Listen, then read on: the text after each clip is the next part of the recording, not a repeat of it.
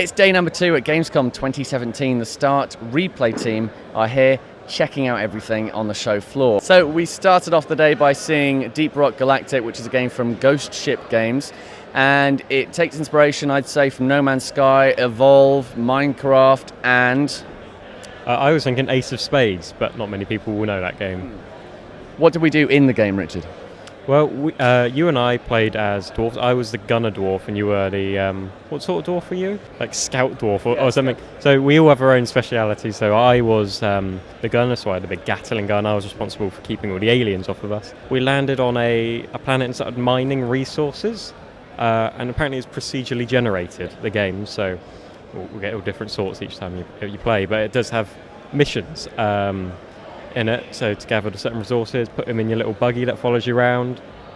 We had a few big enemies, bosses to fight as well around there. It was better than I was expecting. Actually, one of my biggest surprises of the show, I have to say. I'd like to see it come to PS4, but it's coming to the Xbox One preview program in the next few months, I think 4-5 months, beginning of 2018. So that should be really, really cool. Check it out. Deep Rock Galactic. It's about dwarves in space. So after that, Tom went to see Ni no Kuni 2 by Bandai Namco Games. It was hands-on, right, Tom?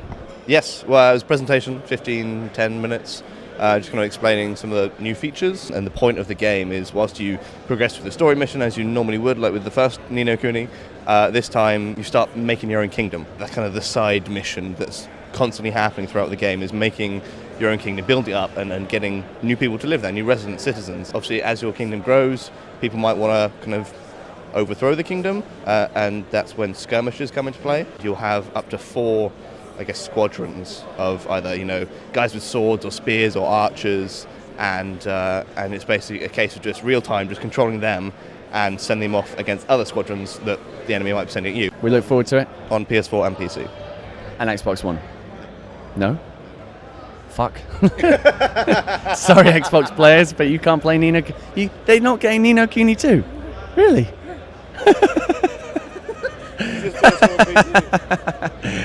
Sorry for the evil laugh. So Need for Speed Payback, what was that like, Richard? It's pretty good. I'm not really into driving games, but... Okay, moving on to Tom. What did you think, Tom?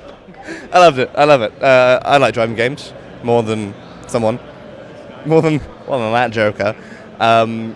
It's nice, real nice. It looks amazing. The cars look awesome. Sounds great. Controls feel good. I mean, I played... What was the Need for Speed I downloaded? Need for Speed, last year's effort. So I didn't really like that. I felt the controls were a bit clunky and syrupy. But this one was really cool. Really, really cool. Sorry, looks a bit like Burnout. Yeah, a little...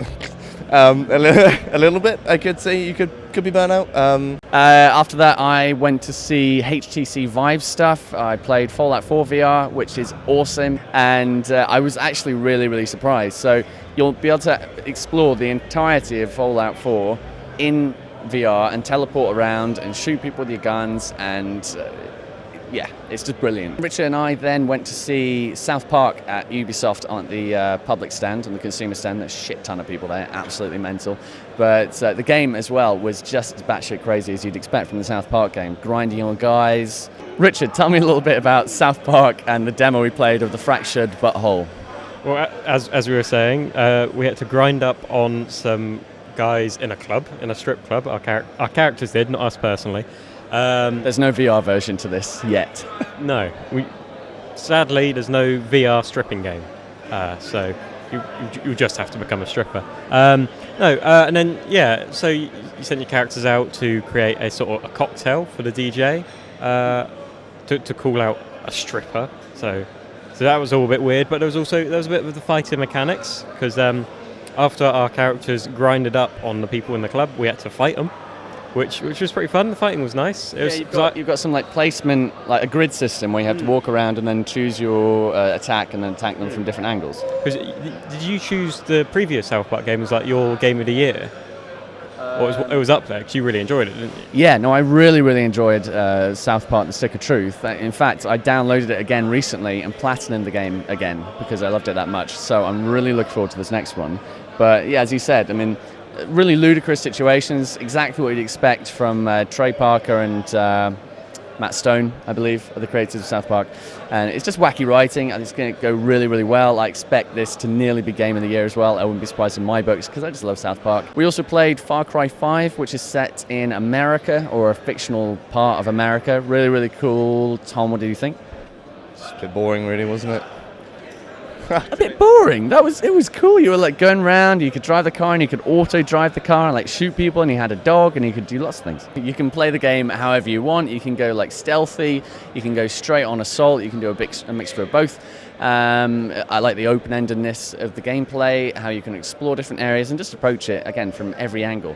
Gameplay like that means you can go back to it time after time, try different tactics, and yeah, I think it's quite fun. And they've opened new things up. You can play different characters, you can have a dog with you, you can get in a car, you can press L3 to auto-drive the car whilst you shoot around, which is really, really cool. Just small features like that. It's in America, planes as well. They have planes in the game. Yeah, it's just openness, flexibility, you can do what you want, and I thought it was quite cool. Richard, you saw Shadow of War with Warner Brothers. What were they showing? Was it hands-on? What was going on? Well, I had just had a quick demonstration of the game. It looks pretty good. They've really gone all out with the boss battles you've got this year, so you can fight Sauron, the Witch King, and you can also fight the Balrog, which is what I saw. I saw a battle with a Balrog. They've really expanded all the moves for your character, and your mobility's been increased as well. So, like, we saw him flying, well, not flying across the map, jumping like halfway across the map and doing flips. He suddenly jumped into a pit, and this Balrog comes rising out of the lava. It looks amazing. I saw a new Sonic game, Sonic Forces. Gotta say, Sonic has had a few missteps, right? We all know that. But Sonic Forces actually looks to rectify quite a few of those missteps and provide some awesome 3D gameplay for Sonic. Much like Sonic Adventure 2, which I'm a big fan of, it seems to be harkening its gameplay around that and bringing back some classic stuff. You can play as classic Sonic, modern Sonic, you can create your own avatar or do a tag team with both Sonic and your avatar and use these weapons and different items. So that's day 2 of Gamescom 2017. You'll probably see this episode the day after today. So today's the Wednesday, you'll probably see it tomorrow on the Thursday, the 24th.